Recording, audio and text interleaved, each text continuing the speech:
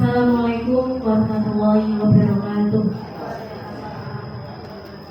Sebelumnya Bapak Ibu terima kasih sudah datang ke sini meluangkan waktu untuk membantu saya dalam hal tugas dalam program guru penggerak. Terima kasih banyak. Semoga yang Bapak Ibu lakukan mendapat balasan yang terbaik dari Allah. Saya bukan yang kami hormati Ibu Kepala Sekolah SD Negeri 501 yang kebetulan pada siang hari ini berhalangan hadir karena ada acara lain. Yang kami hormati Bapak Ibu Guru SD Negeri 501 beserta staf. Yang kami hormati Bapak Ibu sekalian wali kelas 5 SD Negeri 501. Yang pertama, mari kita panjatkan puji syukur kehadirat Allah yang mana telah memberikan nikmat kesehatan, nikmat kesehatan, dan beserta karunia-Nya yang telah diberikan kepada kami semua sehingga kita semua bisa berkumpul di sini tanpa suatu halangan apapun. Shalawat serta salam kami panjatkan. Marilah kita panjatkan kehadirat Nabi Agung kita Nabi Muhammad SAW yang kita nantikan syafaatnya nanti di yaumul qiyamah. Amin. Langsung saja di sini saya akan mempresentasikan tentang desiminasi aksi nyata modul 1.4 yang mana ini adalah salah satu tugas program guru penggerak. Pemerintah itu menyelenggarakan berbagai macam program, salah satunya yaitu program guru penggerak yang mana itu wajib diikuti oleh setiap guru, baik kepala sekolah, guru kelas, guru mapel, wajib diikuti. Nah, tahapannya banyak sekali, salah satunya seperti ini, desiminasi aksi nyata modul 1.4 mengenai budaya positif pendidikan guru penggerak angkatan 9. Batang sudah sampai angkatan 11 saat ini membuka pembukaan guru penggerak angkatan 11. Nah, selanjutnya, jadi selanjutnya Bapak Ibu nanti kita mari belajar bersama, berkolaborasi, saling mendukung demi mewujudkan budaya positif di sekolah kita tercinta.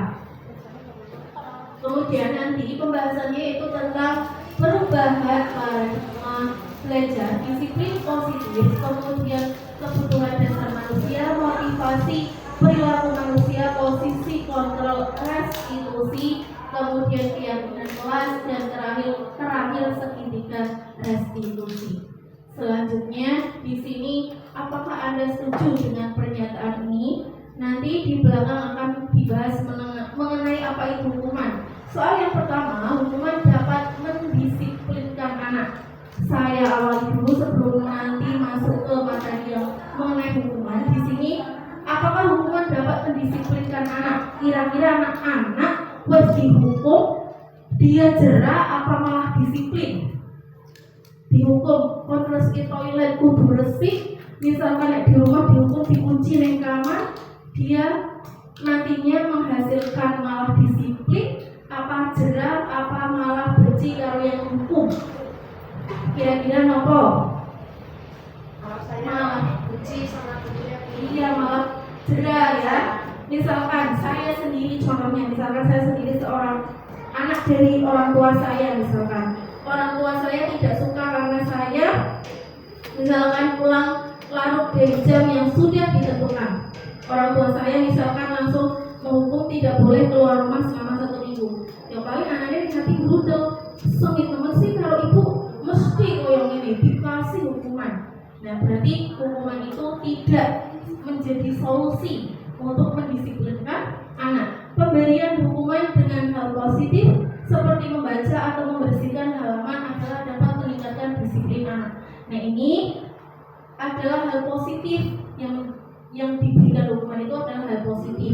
Jadi hukuman dalam hal positif itu berarti akan membantu anak menjadi hal yang lebih baik. Kemudian yang ketiga, memberi penghargaan dapat meningkatkan motivasi belajar anak. Jadi di sini memberi penghargaan itu sebuah hadiah menjadi motivasi anak dalam belajar. Selanjutnya, yaitu pembelajaran dengan paradigma baru. Pembelajaran dengan paradigma baru dirancang berdasarkan prinsip pembelajaran yang terdiferensiasi, sehingga setiap siswa belajar sesuai dengan kebutuhan dari tahap perkembangannya untuk mewujudkan profil pelajar Pancasila. Jadi setiap anak itu kan mempunyai sifat karakteristik yang berbeda-beda. Jadi belajarnya pun sesuai dengan kebutuhannya anak itu sendiri. Selanjutnya, ya di sini adalah tangan yang mengepal. Nah, di sini tangan yang mengepal ini adalah seorang yang mempunyai suatu barang yang berharga, kemudian dia dikepalkan tangannya. Di dalam tangan itu ada benda yang berharga, dikepal, disimpan erat-erat. Nek orang koncone ngakon dia membuka, dia tidak mau apapun hadiahnya, apapun bahasannya, dia tidak mau membuka kepala tersebut. Kenapa alasannya? Karena yang membuka kepala tersebut, yang berhak membuka kepala tersebut adalah dia diri sendiri. Maka dari peristiwa ini namanya kontrol diri. Jadi seseorang itu mengontrol dirinya sendiri. Gelem ora dikasih hadiah dengan syarat kepalanya dibuka. Misalnya di dalam kepala ada barang berharga, contohnya barang kesukaannya, misalkan cincin kesayangannya, cincin sing dari pemberian dari orang tersayang, dari orang tuanya, dari ibunya, misalkan dikepal erat-erat dan tidak diminta orang lain. Nah, orang lain walaupun meminta dengan cara apapun, dia tidak membukanya. Dia mau membuka sesuai dengan kontrol dirinya masing-masing. Selanjutnya teori kontrol. Di sini teori kontrol menurut William Glasser, di mana ilusi guru mengontrol murid. Guru mengontrol murid, kemudian ilusi bahwa semua penguatan positif efektif dan bermanfaat. Ilusi bahwa kita dan membuat orang merasa bersalah dapat menguatkan karakter. Ilusi bahwa orang dewasa memiliki hak untuk memaksa. Jadi itu teori kontrol menurut William Glasser. Selanjutnya, disiplin positif. Dalam budaya kita, makna kata disiplin positif dimaknai menjadi sesuatu yang dilakukan seseorang pada orang lain untuk mendapatkan kepatuhan.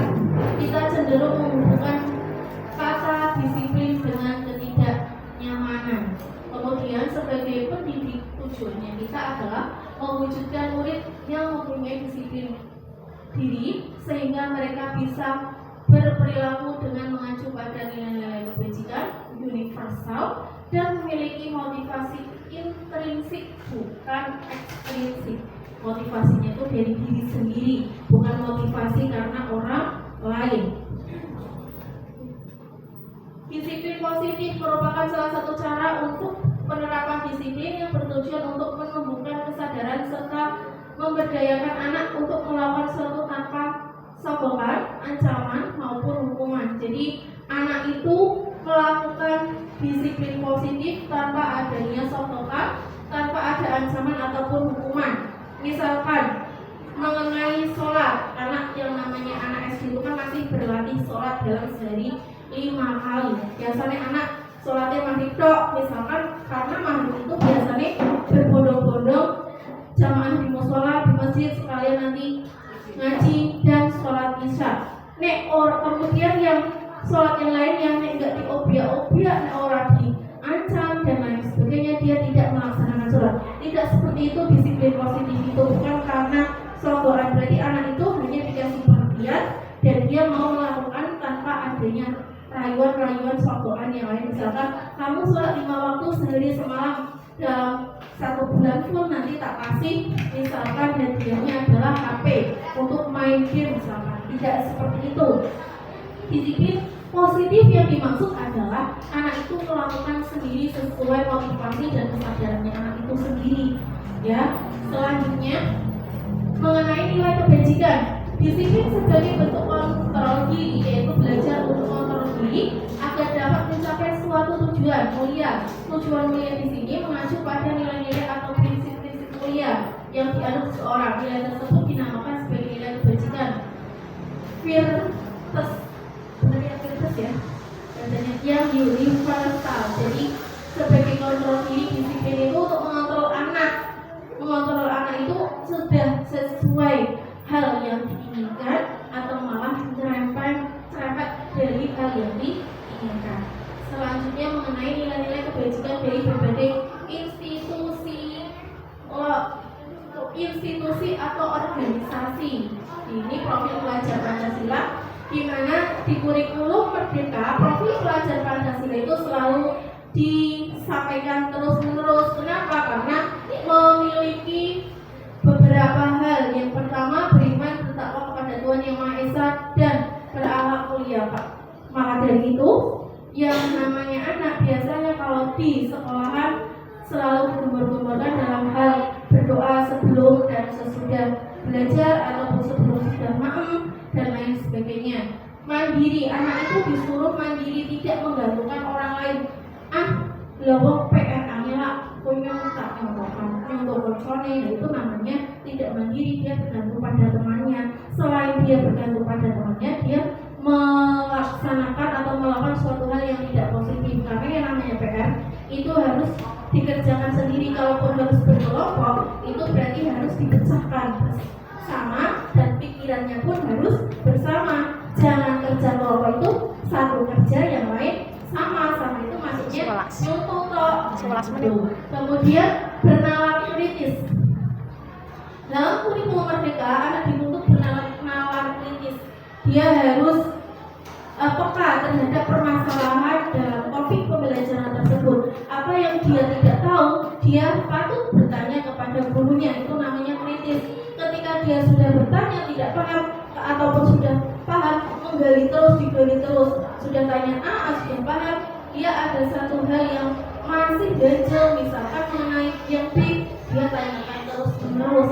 Kemudian berkebinekaan global. Bineka itu kan berbeda-beda tetap satu. Walaupun murid itu berbeda karakter, berbeda sifat, tapi mereka tetap satu tujuan, yaitu menggapai cita-cita mereka.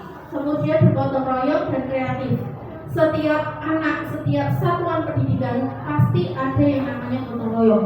Entah gotong royong dalam membantu teman satu kelas, misalkan temannya sakit, menjenguk, kemudian bergotong royong kebersihan sekolah, itu sudah pasti. Kemudian bergotong royong membantu korban bencana, misalkan gunung meletus dan lain sebagainya. Kreatif, anak harus dituntut kreatif ketika pembelajaran, misalkan kreatif dalam hal membuat karya. Seperti di dinding itu ada anyaman dan lain sebagainya, dindingnya dihias dan lain sebagainya. Itu adalah kreativitas anak itu sendiri. Selanjutnya nilai-nilai kebajikan dari berbagai institusi atau organisasi.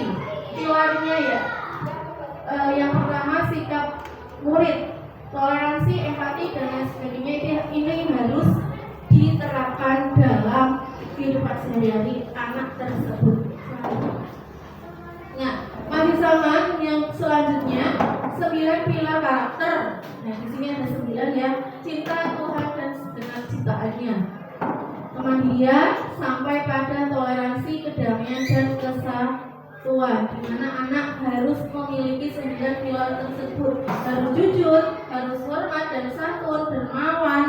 Dermawan itu tidak dalam hal orang yang kurang mampu harus membantu, ya harus dibantu orang yang lebih mampu. Nah, di dalam kelas dermawan itu misalkan ya yang pensilnya patah atau pensilnya hanya satu, sudah satu patah, harus meminjamkan temannya tersebut. Selanjutnya, oke, nilai kebajikan dari berbagai institusi atau organisasi petunjuk hidup. Harus peduli, penalaran, kerjasama, keberanian, keingintahuan, usaha dan lain sebagainya. Ini juga harus diterapkan dalam kehidupan sehari-hari.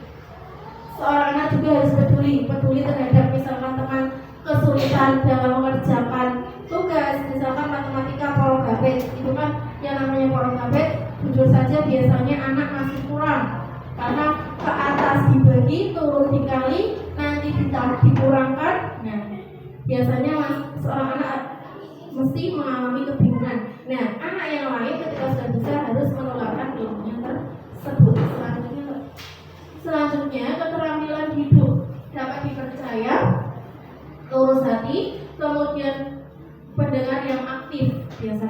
seorang anak itu saling curhat satu sama lain, cerita, ngobrol. Oh, peristiwa kemarin yang aku alami itu seperti ini. Nah, teman yang lain harus mendengarkan. Itu juga termasuk keterampilan hidup. Di sini kebutuhan dasar manusia, kesehatan, rumah, makanan, atau bertahan hidup. Jadi seorang manusia bisa bertahan hidup itu yang utama adalah kesehatan. Kemudian rumah, makanan rumah untuk berlindung dari hal apapun, dari panas, hujan, dan lain sebagainya. Makanan, manusia tidak makan tidak bisa bertahan hidup. Itu untuk bertahan hidup ada beberapa hal tersebut. Kemudian siswa cari perhatian atau kasih sayang. Yang namanya anak tidak jauh yang namanya meminta perhatian atau kasih sayang. Jangankan di sekolahan, di rumah terkadang seorang anak itu berkeluh kesah sama ibunya, menceritakan peristiwa yang dia alami, itu termasuk minta diperhatikan. Nah, dari hal tersebut, dari perhatian timbullah sebuah kasih sayang. Kemudian diakui kemampuan, dihormati atau penguasaan. Diakui kemampuannya, misalkan seorang anak bisa membuat itu di kelas 5 dia yang dakor. Nah, itu anak sudah bisa membuat seperti itu aja, dia pasti menginginkan pengakuannya apa?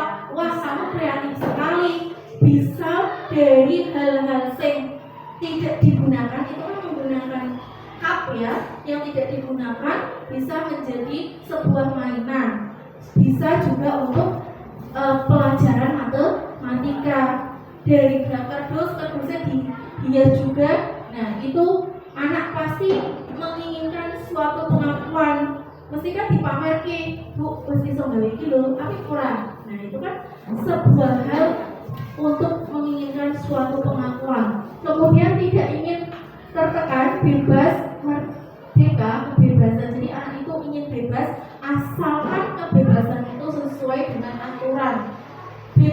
Bebas bermain, asalkan aturan sholat ditepati, aturan maem ditepati, aturan belajar ditepati. Bukan untuk mengekang, tapi untuk membebaskan anak mencari dunia kreativitasnya masing-masing anak.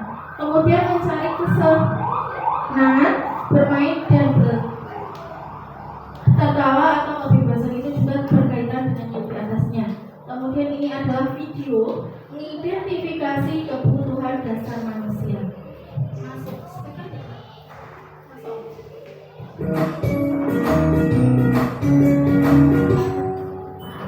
Salam dan bahagia Ibu dan Bapak guru hebat.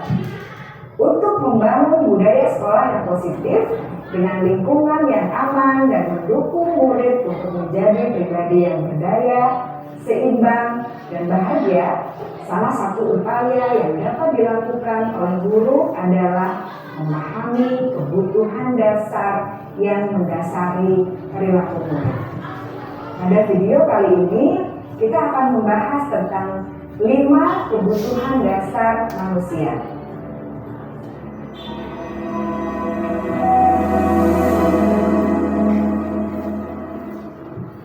Ki Hajar Dewantara dalam salah satu kutipannya menyatakan, kita ambil contoh perbandingannya dengan hidup tumbuh-tumbuhan. Seorang petani dalam hakikatnya sama kewajibannya dengan seorang pendidik yang menanam padi misalnya. Hanya dapat menuntun tumbuhnya padi. Ia dapat memperbaiki kondisi tanah, memelihara tanaman padi, memberi pupuk dan air, membasmi ulat-ulat atau jamur-jamur yang mengganggu hidup tanaman padi, dan lain sebagainya.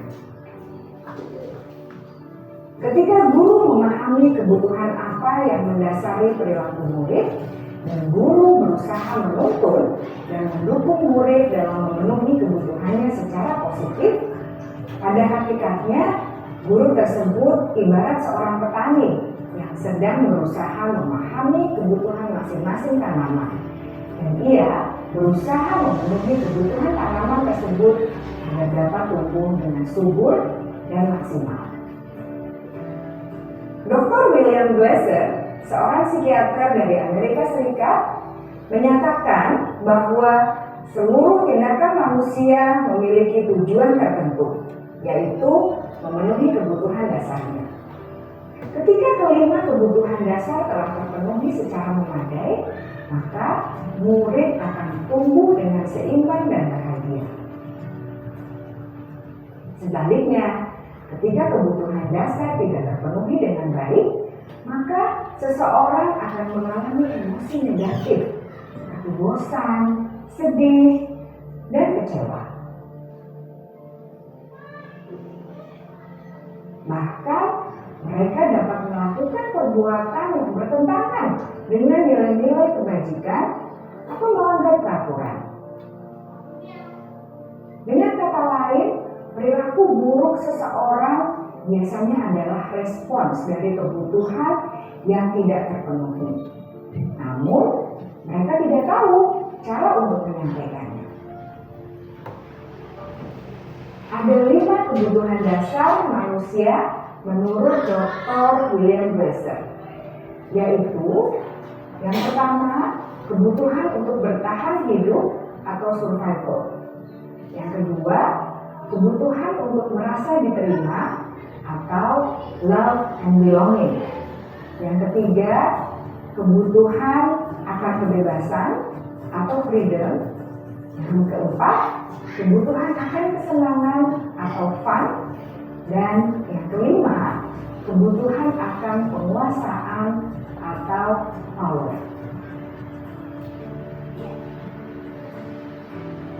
Kebutuhan dasar yang pertama adalah kebutuhan yang bersifat fisiologis untuk bertahan hidup atau survival.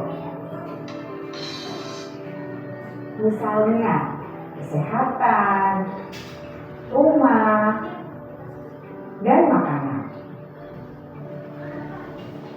Kebutuhan biologis sebagai bagian dari proses reproduksi termasuk kebutuhan untuk tetap bertahan hidup. Kebutuhan untuk merasa aman juga termasuk dalam kebutuhan ini.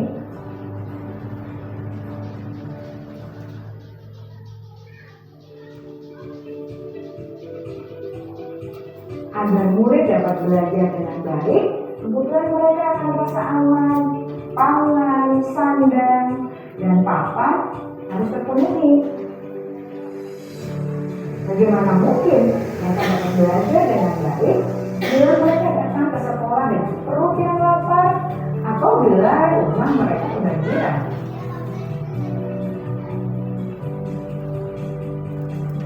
Setelah kita mengetahui kebutuhan pertama yang sebagian besar bersifat fisiologis, mari kita lihat kebutuhan kedua sampai kelima yang semuanya berhubungan dengan psikologis. Mari kita lihat kebutuhan yang kedua, yaitu kebutuhan akan perasaan diterima oleh kelompok atau komunitasnya, atau kebutuhan love and belonging. Kebutuhan ini meliputi keinginan untuk tetap terhubung dengan orang lain seperti teman, keluarga, teman kerja, dan kelompok di mana kita tergabung. Setiap murid ingin menjadi bagian yang berharga dari kelas dan juga sekolah. Mereka juga ingin diterima oleh orang lain dan kelompoknya. Bahkan, murid yang terlihat paling cuek pun jauh di dasar hatinya pasti ingin merasa diterima. Sebagai guru, seharusnya kita dapat menerima murid kita apa adanya, sesuai dengan kodratnya. Karena setiap murid adalah unik. Mereka memiliki kekuatannya masing-masing, sehingga guru seharusnya bisa menciptakan kesempatan untuk murid berkolaborasi dan memiliki ikatan emosi satu sama lain. Murid-murid yang memiliki kebutuhan yang besar untuk merasa diterima, biasanya mereka belajar karena suka pada gurunya, dan mereka juga suka bekerja dalam kelompok. Kebutuhan yang ketiga ketiga adalah kebutuhan akan kebebasan atau kebutuhan membuat pilihan. Murid harus diberi kesempatan untuk membuat pilihan dan bertanggung jawab atas pilihan yang mereka telah ambil. Memberi mereka kebebasan bukan berarti membiarkan mereka melakukan apa saja yang mereka mau, melainkan lebih memberi mereka kesempatan untuk membuat pilihan, menyuarakan pendapat mereka dengan percaya diri, dan memberi mereka kesempatan untuk mencoba hal-hal yang baru. Pembelajaran dengan metode yang beragam dan menarik juga akan memenuhi kebutuhan murid tentang kebebasan ini. Pembelajaran berdiferensiasi, di mana guru menyediakan beberapa jenis tugas yang bisa dipilih oleh murid sesuai dengan mereka, sangat baik untuk mengembangkan murid menjadi lebih mandiri dan memiliki motivasi internal. Karena kebutuhan akan kebebasan pada dasarnya adalah kebutuhan untuk mandiri, memiliki otonomi, memiliki pilihan, dan mampu mengendalikan arah hidupnya sendiri.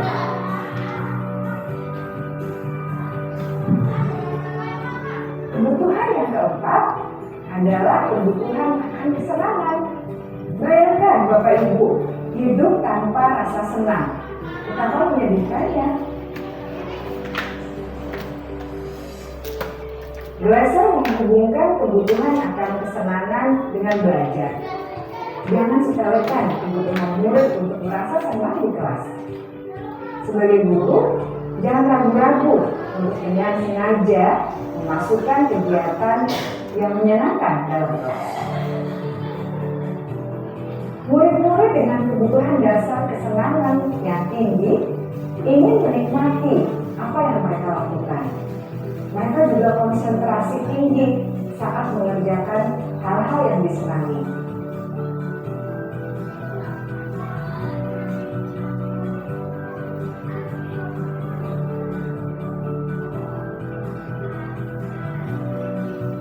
Kebutuhan yang kelima adalah kebutuhan akan penguasaan.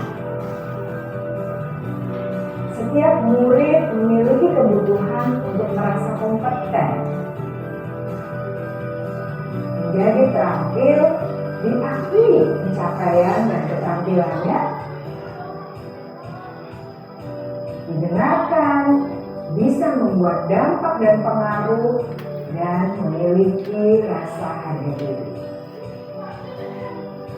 Mereka sebaiknya diberi kesempatan untuk membuat keputusan tentang hal-hal yang penting dalam hidupnya dan tidak merasa dikontrol oleh sistem sekolah. Pada murid yang telah menginjak usia remaja, seringkali mereka merasa tidak memegang kendali atas kehidupannya sendiri, karena guru kerap kali berpengaruh dalam mengambil keputusan. Murid-murid yang memiliki kebutuhan dasar akan penguasaan yang tinggi biasanya selalu ingin menjadi pemimpin. Mereka juga suka mengamati sebelum mencoba hal-hal yang baru. Mereka juga perfeksionis dan merasa kecewa bila melakukan kesalahan.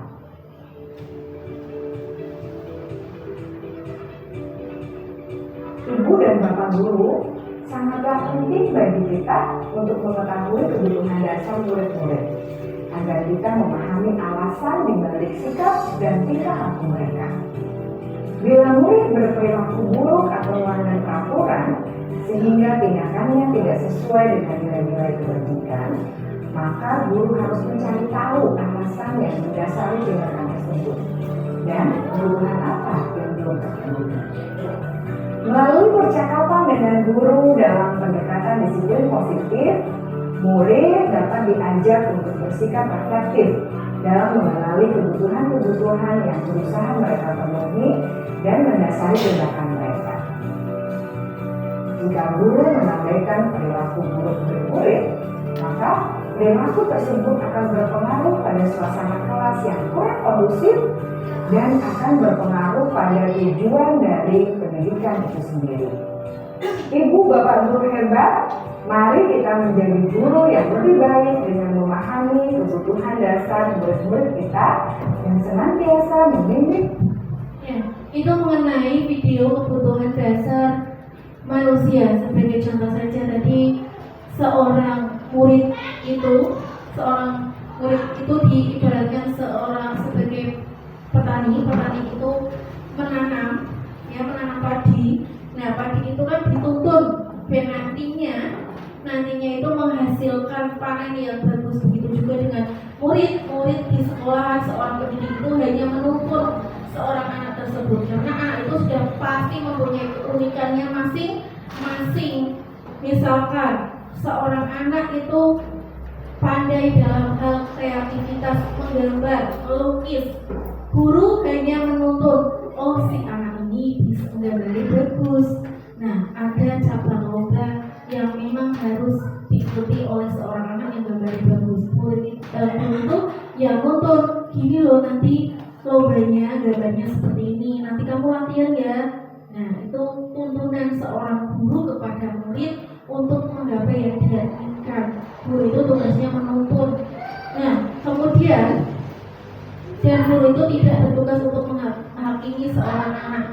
Nah, ketika anak itu melakukan suatu kesalahan, harus cari solusinya bersama, ditanyakan dulu, jangan langsung menghakimi. Begitupun dengan orang tua di rumah, ketika seorang anak melakukan kesalahan, misalkan punya adik, disuruh jagain adiknya malah jatuh, jangan langsung, kamu itu kakak sih gimana sih jaga adik sebentar aja, nggak bisa. Jangan langsung dihakimi seperti itu, tapi cari tahu dulu permasalahannya baik-baik, kenapa dan bagaimana.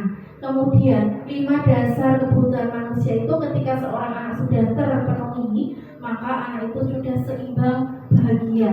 Dan tadi penguasaan seorang anak pasti akan menggapai dengan erat keinginan dia.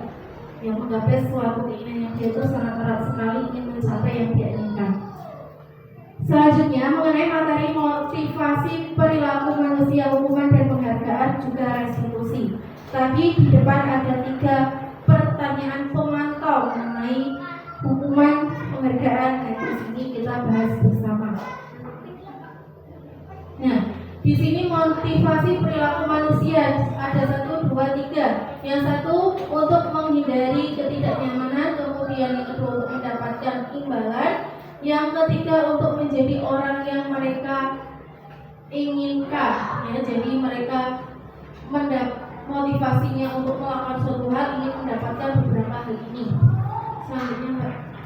Nah, di sini ada mengenai identitas gagal dan identitas sukses, di mana seorang anak itu dihukum untuk konsekuensinya, disiplinnya itu untuk konsekuensi atau restitusi. Jadi ada hukuman itu sebagai konsekuensi ataupun restitusi sebagai hukuman yang gagal ataupun yang sukses.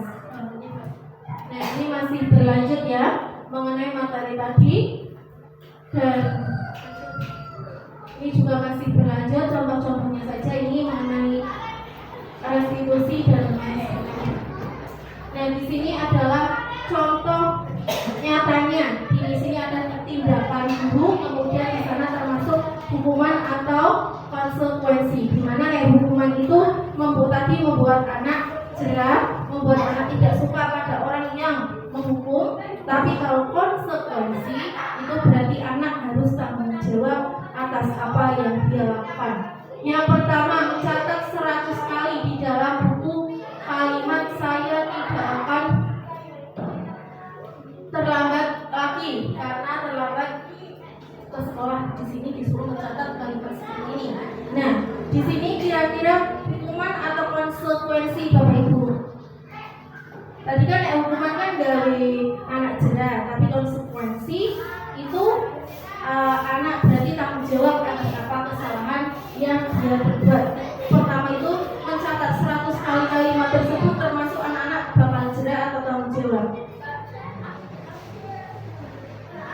Termasuk, coba kita lihat jawabannya.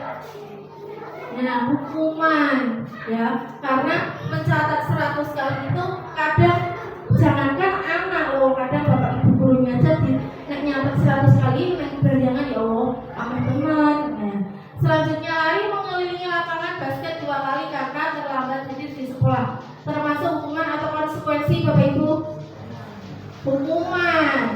Coba lihat jawabannya ya hukuman. Karena ini termasuk hal yang tidak disukai dan pasti anak melakukan hukuman ini masih di dalam hati, apa sih kok lari bara kok iya nih, lari kan capek sehingga aku tidak suka. Kemudian yang ketiga, murid diminta untuk push up 15 kali, termasuk hukuman atau konsekuensi. Hukuman, kita lihat kuncinya, ya hukuman ya. Kemudian menggantikan kertas tugas teman yang telah dicoret-coret. Berarti anak ini tanggung jawab tidak? Iya, konsekuensi. Yang kelima, membersihkan tumpahan air di meja tulis karena tersebut pada saat belajar. Konsekuensinya, murid disuruh untuk tidak mengenakan sepatu seharian. Hukuman atau konsekuensi? Di sekolah kalian tidak mengenakan sepatu hitam. Orang yang bersepatu hitam seharian full tidak dibolehkan memakai sepatu. Iya, hukuman betul. Yang terakhir, lari mengelilingi lapangan basket 2 kali. Hukuman. Ya, ini hampir sama yang ini ya. Ya, jadi itu macam-macam hukuman dan konsekuensi. Nanti tidak hanya di sekolahan. Seperti di sekolah kan contohnya seperti ini. Di rumah bisa diterapkan. Kira-kira termasuk hukuman itu yang apa, terus kemudian konsekuensi yang bagaimana? Bapak Ibu pasti sudah mempunyai gambaran. Biasanya hukumannya memang dari anak jera. Selain jera, dia tidak suka pada hal itu lagi. Nah, ini mengenai pertanyaan dilewati saja langsung. Nah, langsung ini dihukum oleh penghargaan. Jadi biasanya anak ada yang namanya dihukum oleh penghargaan. Di sini ada 1, 2, 3, 4, ada beberapa ya mengenai dihukum oleh penghargaan. Yang pertama, pengaruh jangka pendek dan jangka panjang. Misalkan seorang anak berprestasi mendapatkan peringkat, dikasih hadiah baju muslim misalkan, atau sepeda, atau HP, ataupun yang lainnya. Memang pada saat itu anak senang, tapi untuk hal jangka panjangnya selanjutnya masih anak ngaruh kayak gitu lagi. Anyo pakai dikasih lagi mau mesti dikasih hadiah. Nek orang dikasih hadiah mesti anak gue langsung berlaki. Kalau gua dikasih hadiah ngapain belajar? Orang itu. Kemudian penghargaan tidak efektifnya tadi.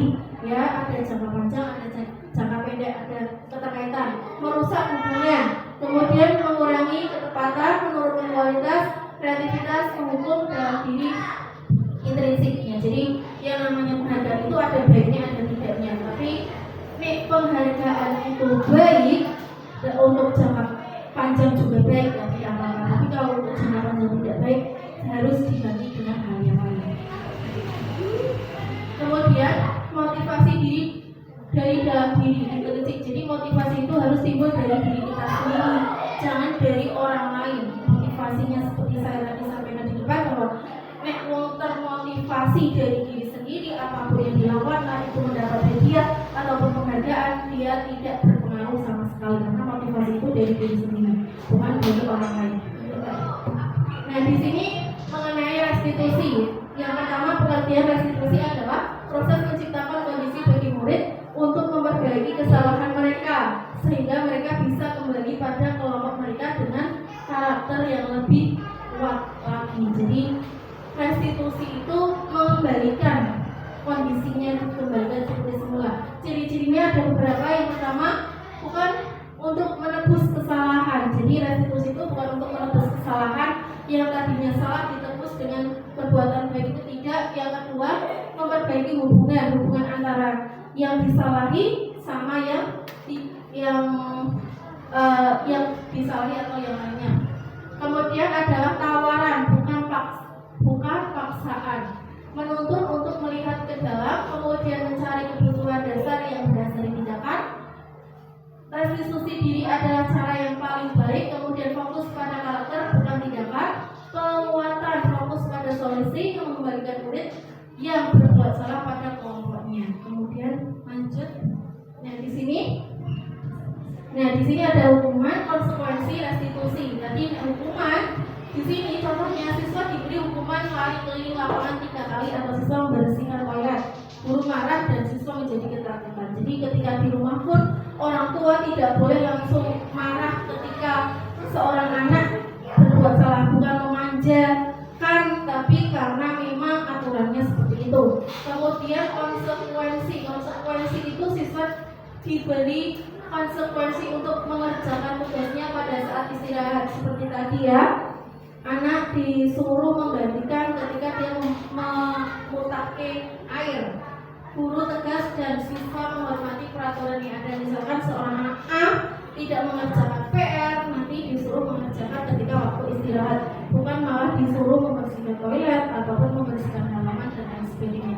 Restitusinya, guru menanyakan keyakinan kelas dan membantu siswa menyelesaikan masalahnya. Jadi keyakinan kelas apa yang dilanggar? Jadi keyakinan kelas itu disepakati bersama dalam satu kelas, dan keyakinan kelas itu bukan peraturan kelas, berbeda. Nah, nanti ketika anak sudah menyadari keyakinan kelas apa yang dia langgar, nah nanti permasalahannya diselesaikan bersama dengan bapak ibu guru. Selanjutnya, di sini adalah posisi kontrol. Pertama penghukum, pembuat orang merasa bersalah, kemudian teman, kemudian pemantau, kemudian yang terakhir restitusi. Nah, di sini yang pertama penghukum, ya. Penghukum itu kalau kamu tidak melakukannya, awas, ya nanti kalian rasakan atau kamu rasakan, jadi dihukum. Konek kamu orang surat duhur, awas kamu uang jajan misalkan di rumah. Kemudian membuat orang merasa bersalah, kamu seharusnya kamu sudah tahu ibu lelah sekali. Jadi intinya dengan bahasa halus biar anakku ngerti. Tapi biasanya kadang anak yang namanya anak itu ya dengan bahasa halus bukannya ngerti, tapi malah kadang ada yang seperti. Tapi saya yakin anak zaman sekarang sudah belajar banyak hal kayak sudah bisa, ketika dialusi yang mesti dia sudah paham. Kemudian teman, ayolah lakukan ini dulu. Misal kemudian ini yang selanjutnya, dan itu adalah mengenai posisi kontrol. Nah, posisi kontrol penghukum di sini contohnya itu bisa menggunakan hukuman fisik maupun verbal, ya. Seorang penghukum biasanya menggunakan hukuman fisik atau verbal, seperti tadi disuruh mengelilingi lapangan basket. Selanjutnya, ya, merasa bersalah itu berusaha lebih lembut, kalimatnya lebih lembut, lebih membuat anak itu nyaman. Lanjut, Mbak. Nah, ini sebagai teman. Dan selanjutnya, nah, ini dipercepat ya karena ditunggu sesi selanjutnya. Lanjut, Mbak. Nanti biar ini video tentang 5 posisi kontrol. Lebih pahamnya di video ini.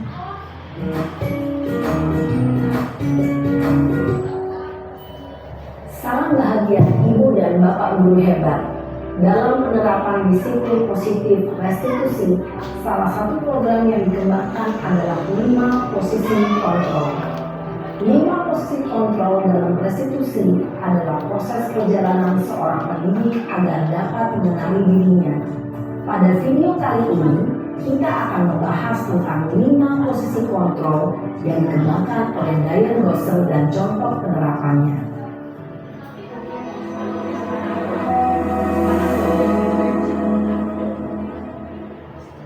5 posisi kontrol itu adalah 1.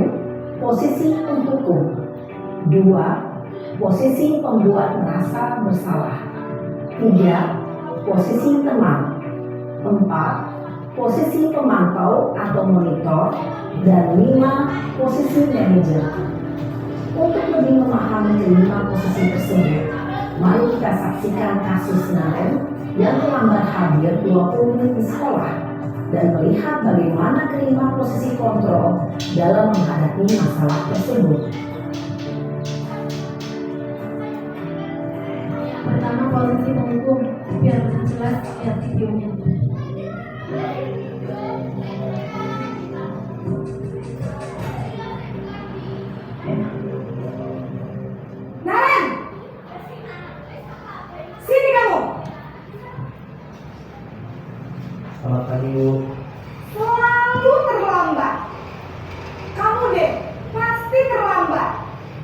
Maaf Bu, saya Apa? Apa coba? Alasan kamu apa lagi? eh, Kapan sih kamu tidak terlambat? Malas sekali ya kamu jadi anak. saya Dasar pemalas. Gak kapok-kapok Ibu sih kita kamu. tidak mau Sudah menerima berapa kali alasannya. terlambat? Untuk bapak ibu di rumah Sana. sebagai orang tua juga Kamu keliling lapangan bisa basket menerapkan 2 kali. ini. Tidak kenapa mau. saya harus ke lapangan basket Bu? Cari Kenapa? tahu dulu alasannya. Kamu melawan ibu. Di sini kan pemuda Berani-beraninya tidak cari tahu jawab. alasannya langsung. Sudah terlambat. Masih berani jawab pula. Nah, tuh. Itu namanya. Sekarang keliling lapangan basket 5 kali sekalian. Biar kapok. Cepat. Pergi sana ke lapangan basket. Beliau tidak ingin tahu alasannya terlambat kenapa. Posisi penghukum biasanya berbicara dengan nada tinggi, menghardik, menunjuk-nunjuk, menyakiti, dan menyindir. Hukuman bisa berupa fisik maupun psikis. Ibu dan bapak guru hebat. Dampak yang terjadi pada murid ketika guru berada pada posisi penghukum adalah murid cenderung akan memberontak, bahkan menyimpan dendam. Sebagai orang tua juga biasanya nek anak dihukum pasti anak akan berontak di rumah ya. Ini posisi serba salah.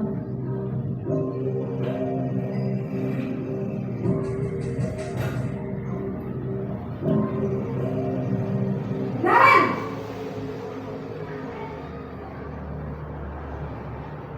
Selamat pagi Bu. Naren. Kamu kenapa terlambat lagi, nak? Ya Tuhan, Naren. Kamu senang ya bikin ibu susah ya? Kalau kamu terlambat lagi, nanti ibu yang ditegur bapak kepala sekolah, nak. Disangka ibu tidak bisa membina kamu. Duh, gimana ini? Maaf Bu, Duh, Gusti Naren. Kamu suka ya kalau ibu ditegur bapak kepala sekolah? Terus, sekarang ibu harus tulis apa yang di buku absen? Ini kamu sudah sering terlambat loh. Ibu harus apa coba? Kalau orang tua maaf misalkan Bu. ya Allah Maaf kok sekali. orang sholat maning sih. Ya sudah, maning mana lain orang kali sholat. jangan bikin Besok susah sama lagi, jauh ya. anaknya Ini pilih. tidak akan kuat lagi kalau kamu begini terus. Nah ini kan Bisa ya Allah jatuh naik kalau kamu ibu gak telat kepala lagi. sekolah. Nanti Sana, cuma cepat di kelas. malahin kepala Maaf sekolah. ya, Bu. Dan sebagai orang tua di rumah Maaf misalkan sekali. pergi sholat. Sholatnya yang hukum wajib. Ya Allah orang sholat maning, orang sholat maning. Posisi pembuat rasa bersalah berbicara dengan nada tenang, cenderung lembut. Namun kata-kata yang diutarakan membuat murid merasa menjadi orang yang gagal, memandang buruk dirinya sendiri, merasa tidak berharga, dan tidak sanggup membahagiakan orang lain. Ketika guru mengambil posisi pembuat rasa bersalah, murid akan menganggap dirinya yang bersalah dan ia akan menyimpan emosi negatif tersebut di dalam dirinya.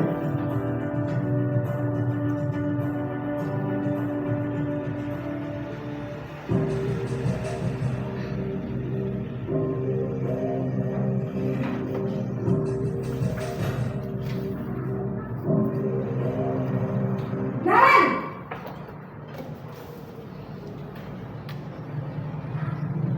Selamat pagi Bu. wah, sudah jam berapa ini, nak? Terlambat lagi ya, sayang. Iya Bu, habis ibu saya lupa bangunkan saya Bu. Kamu malah menyalahkan ibu kamu. Kamu bukannya anak yang larinya paling kencang. Kok terlambat sih? Iya Bu, saya memang terlambat bangun tadi. Jadi biarpun saya lari kencang, tetap gak kekejar Bu. Ya sudah sana. Nanti lain kali larinya lebih kencang lagi ya. Biar gak terlambat lagi. Bikin Ada senang ibu. ujian tadi ya Demi Bapak ibu. Ibu. Bisa. Sebagai teman ibu. Bisa lah Bu. Tadi ada Ya ujian. sudah sana masuk kelas. Ibu beresin urusan absen kamu. Kamu ini ada-ada saja.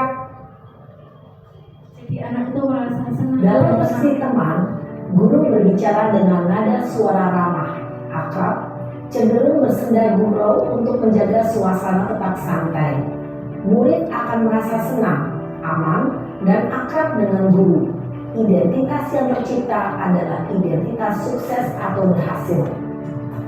Namun, perlu diingat, karena ini masih dorongan eksternal, maka ada faktor ketergantungan dari murid kepada orang tertentu. Di sini, guru absennya, sehingga di lain waktu, murid bisa berperilaku baik, namun hanya kepada orang-orang tertentu saja.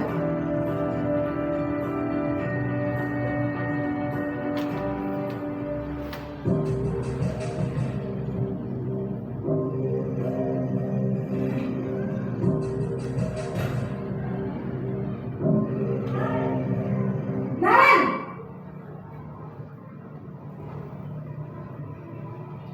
Selamat pagi, Bu. Naren, apa peraturan sekolah kita tentang jam berapa kita harus masuk sekolah, nak? Kita harus di sekolah jam 7, Bu. Iya betul, sekarang sudah jam 7.20. Naren sudah tahu konsekuensinya jika terlambat hadir. Paham, Bu.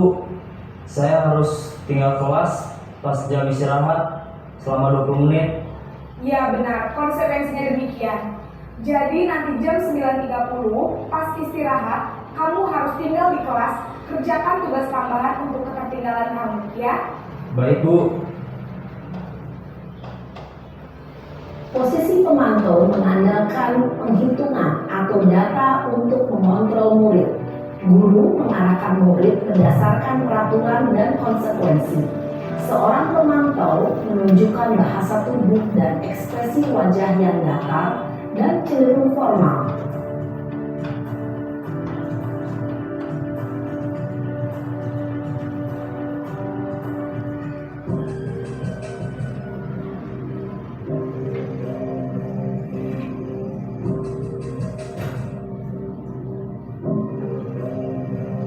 Naren!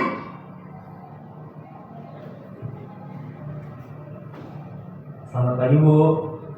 Selamat pagi, Naren. Maaf, Bu. Saya terlambat. Iya, sekolah masuknya jam 7, sekarang sudah jam 7.20. Jadi sekarang bagaimana ini, Naren? Maaf, Bu. Saya lupa setel alarm saya semalam. Baiklah, menurut kamu, keyakinan sekolah yang mana yang perlu kamu tingkatkan? Menghargai diri sendiri dan orang lain mungkin ya, Bu. Setuju. Jadi, apakah Naren meyakini prinsip saling menghormati tersebut? Iya, Bu. Saya meyakininya. Apakah Naren bersedia memperbaiki masalah keterlambatan ini? Bersedia, Bu. Bagaimana kamu akan memperbaiki masalah keterlambatan ini? Saya akan coba untuk tidak lupa menyetel alarm saya, Bu. Baik, kalau Naren lupa menyetel alarm di rumah, ada orang yang kira-kira bisa bantu mengingatkan tidak? Ada, Bu. Kakak saya, Kak Emma. Ada lagi selain Kak Emma? Selain Kak Emma, ada ibu saya. Baik, jadi yang mengingatkan Naren adalah Kak Emma dan ibu kamu ya? Kira-kira akan mulai setel alarm kapan nih, Naren? Setelah pulang sekolah, akan segera saya lakukan. Baik, jadi Naren akan setel alarm untuk bangun besok pagi dan akan diingatkan oleh kakak dan ibunda Naren ya. Ada lagi yang mungkin perlu dilakukan, Naren, agar tidak terlambat bangun lagi. Tidak ada, Bu. Baik, Naren, terima kasih untuk kerjasama kamu. Sekarang kamu perlu kembali ke kelas untuk belajar. Baik, Bu. Terima kasih. Posisi manajer adalah posisi kontrol yang disarankan untuk membimbing murid memiliki sikap disiplin yang positif, yaitu murid yang mandiri, bertanggung jawab, dan dapat memecahkan masalah. Tujuan dari posisi ini adalah agar murid dapat berefleksi atas tindakannya.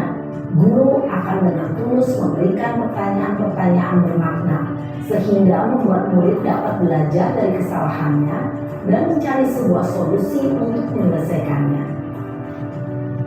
Ibu dan Bapak, Jadi tadi kalau yang awal itu mengenai teori 5 posisi kontrol. Setelah melihat video, berarti di video itu dijelaskan mengenai masing-masing posisi kontrol. Nanti tidak hanya di sekolahan saja Bapak Ibu guru bisa menerapkan, tapi di rumah Bapak Ibu sebagai orang tua bisa juga menerapkan sebagai posisi kontrol, karena diseminasi ataupun sosialisasi ini bisa diterapkan untuk orang tua ataupun oleh Bapak Ibu guru di sekolah juga.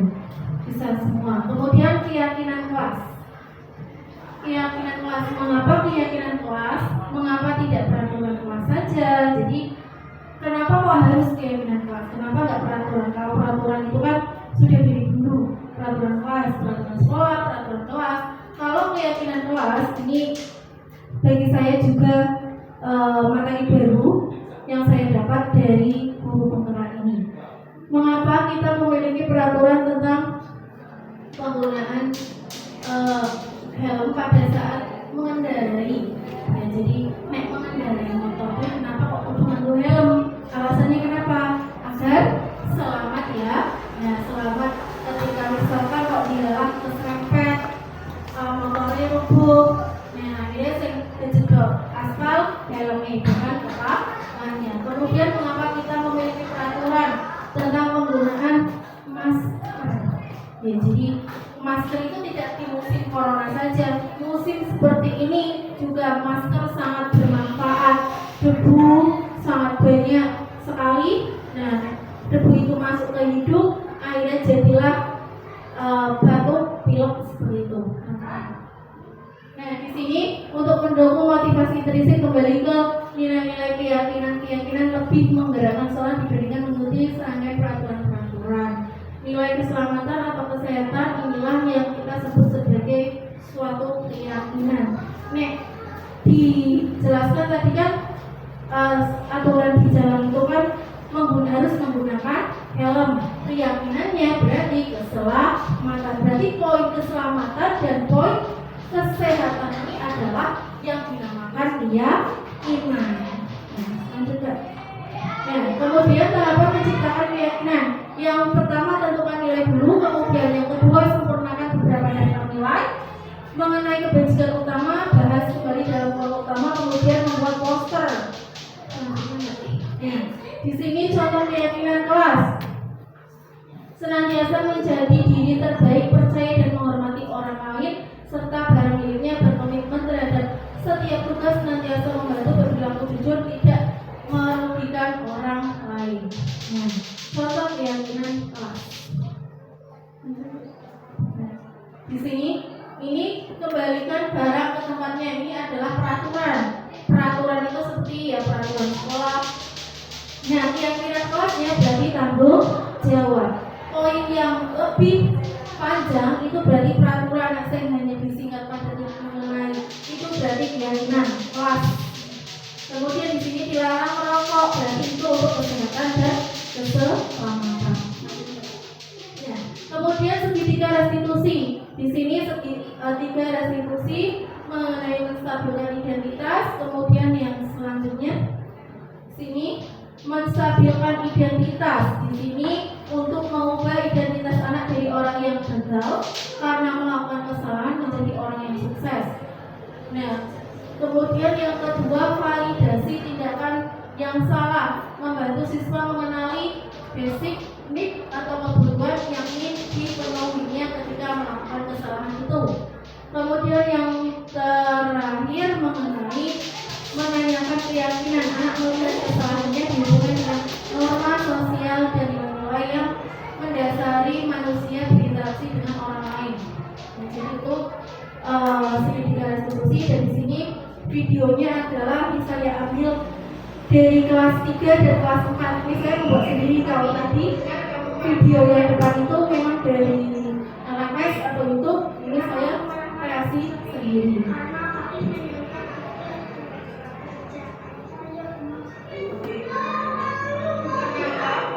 Ini tapi hasil kerjaannya ceritanya dilihat oleh Faiz teman sebagainya. Nah, itu kemudian Faiz tapi marah-marah dan dia menyadari keyakinan kelas apa yang sudah dilanggar. Kemudian yang kedua, video yang kedua ini ceritanya Alif itu sering terlambat datang sekolah. Nah, kemudian keyakinan kelas apa saja yang dia langgar. Nah, dan video sebelahnya adalah ucapan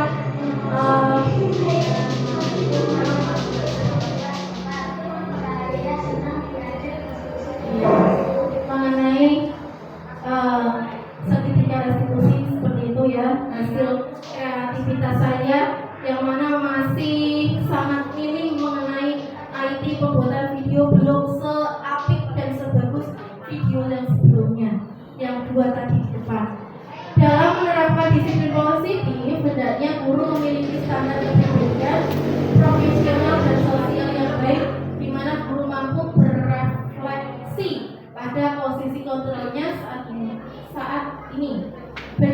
perjalanan dirinya sebagai seorang amo atau posisi manajer yang menuntun murid-murid menjadi insan yang mandiri, merdeka dan bertanggung jawab. Nah, itu mengenai definisi yang dapat saya sampaikan. Kurang lebihnya saya mohon maaf apabila banyak kata yang kurang berkenan ataupun penyampaiannya kurang efektif, karena memang dalam satu kali penyampaian itu di waktu 1 jam kita 3 orang digilir, dimana nanti ketika jam 12 kiranya sudah selesai, karena saya yakin Bapak Ibu di rumah juga banyak keperluan dan kepentingan, dan ini disempatkan untuk membantu saya ucapkan terima kasih sekali. Saya tidak bisa membalas apapun, hanya Allah yang mampu membalas kebaikan Bapak Ibu semua. Sekali lagi saya mohon maaf apabila banyak kata yang kurang berkenan, dan saya sekali lagi ucapkan terima kasih banyak. Saya akhiri, wabillahi taufiq wal hidayah. Wassalamualaikum warahmatullahi wabarakatuh.